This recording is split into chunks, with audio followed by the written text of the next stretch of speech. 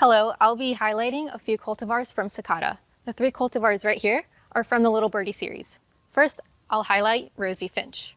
Rosie Finch has pink fruits, and when the ripening process progresses, it turns a little bit more red.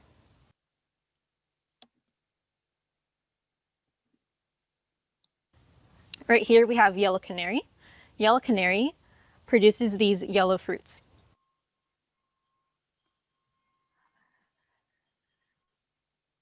And over here we have Red Robin.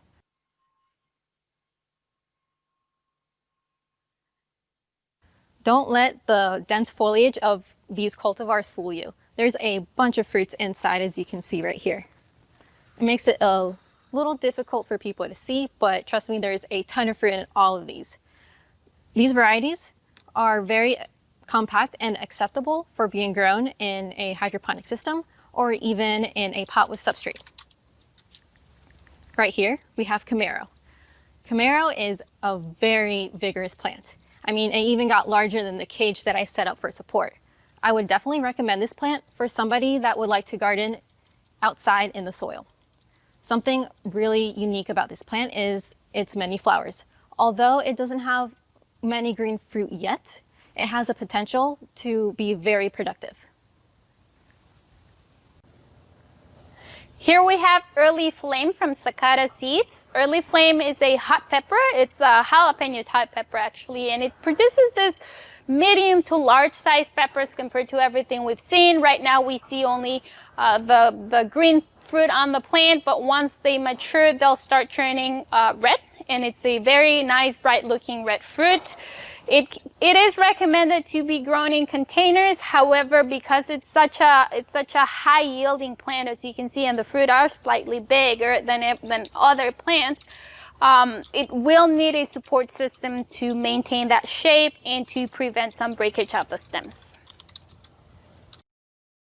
Heather Kibble is the sales manager for the homegrown division at Sakata America. Sakata Homegrown supplies seed for many tasty vegetables to the home garden, farmer market, and controlled environment agriculture industry. Heather is based in California, has been with Sakata for about 10 years, and is a lifelong gardener and cook. Her first crop was a carrot that she grew when she was 3 with her dad in a tiny flower bed next to their garage. So welcome, Heather, and go ahead.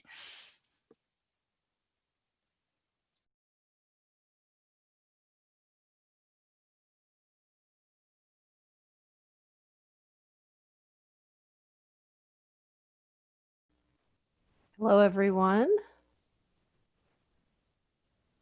Just confirming that you can see my slides. Are we good? All right, good. Thank you for your time. I'm happy to be here to talk about container gardening and the varieties that we have at Sakata. A little bit of background on Sakata. The company, I think we're at 104, 105 years, but certainly over 100 years of vegetable and flower breeding. We have about 33, and I think I haven't updated the slide in a while. I think we're probably at 35 crop classes. Worldwide, our breeding focus, regardless of crop, is flavor, disease resistance, yield, adaptability, and early maturity, which are all essential for the home garden. Our research and development comes from a worldwide network of breeders all over the world. And part of my job is going around to the different programs and looking for crops that would be unique and different for home gardeners in the US and also farmers market growers. Sakata focuses on quality, reliability, and service. And when we talk about quality, it's about high commercial standards of seed production, testing, and just making sure that you and the end user all have success with our seeds through lots of internal product trialing and selection. I'm going to jump right into some of the varieties you saw this morning. This is the Little Birdie series. It comes in 3 colors: Red Robin, which I think you saw several slides of Red Robin. Rosie Finch is a deep pink color, and then Yellow Canary is the yellow, obviously. The thing I wanted to point out with this slide is how ornamental and beautiful the plants are. That would be enjoyable on your patio, even if you weren't going to eat it. But when you do eat it, the flavor is amazing. And also the yield. The ladies on the upper corner there are showing off the yield of yellow canary, which is just amazing considering the size of the plants and how tiny they are. Little Birdie, as we said, is very compact, well branching. It stays close in so that the fruit are all right there and the plants are easy to grow, easy to take care of, and easy to harvest. The leaf cover, as was mentioned in the video, does kind of hide some of the fruit, but that also keeps it from getting sunburnt, which is especially important. Like if you're in a hanging basket or somewhere where the plants are exposed to some weather. Fruit mature in about 55 days, and they're suitable for growing in containers as small as 4 to 6 inches. If you're going to do this hanging basket, like in the middle, that would be 3 plants. And in that case, we did one of each color, which we thought was fun. All right, on to large slicers. So in the video, Camaro was gigantic. Part of that was greenhouse conditions in Florida. And one of the things that as breeders we do is we trial things in different locations because you just never know exactly what you're going to get. So this is a plant that's grown in the greenhouse, but in California, where the conditions are a little bit different. So you can see the fruit is a little bit smaller, plant's a little bit smaller. There in Florida, the plant was bigger and the fruit was larger. So anyway, it's interesting to me to see just how different each variety can be depending on conditions. Camaro has a great disease package and it matures in about 72 days. Normally you would expect 8 to 10 ounce fruit. Early Flame is a jalapeno.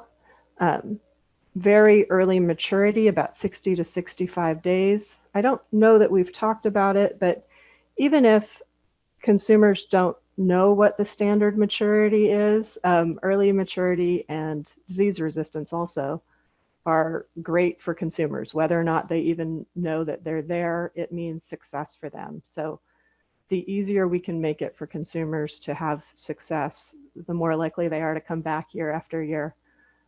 So it's always a goal for us to make sure that we have those things. And we do in Early Flame. Super early, you can harvest it green, as in the picture here, or you can let it mature all the way to red. And this particular variety is really good for sauces. Some of our overall breeding goals at Sakata for these kind of crops are compact plants, but also high yields, high flavor, bright colors, and as many, I'm always looking for as many colors in, like if we have a unique shape, I want it in as many colors as we can get it. So that's something I ask for from our breeders. As I mentioned, things should be easy to grow with minimal inputs. Sturdy habit is helpful regardless of where you are, both to get the plant from the greenhouse to the retail environment and then from the retail environment home. The sturdier it can be, the better. Good leaf cover is a plus, disease tolerance. And then versatility is also something I've been looking for in recent years. The more ways you can use a variety, the better. So that's what that picture at the bottom there is. That's one crop. It happens to be Ms. America mustard, shown in several different ways. So it can be grown anything from microgreen up to a full, like ornamental plant in a flower bed, depending on how you use it. So that's something I'm looking for in our breeding programs. And then the color is the peppers on the bottom right. Those are the 3 different colors in one type of pepper. I like that. Gives you lots of options at retail and in your home garden. For more information, there's me. I'm Heather Kibble, and that's my contact information. And then my coworker, Tracy Lee. She's our controlled environment agriculture manager, so she has a big focus on what's going on in the indoor spectrum, both commercially and for home gardeners. So thank you for your time.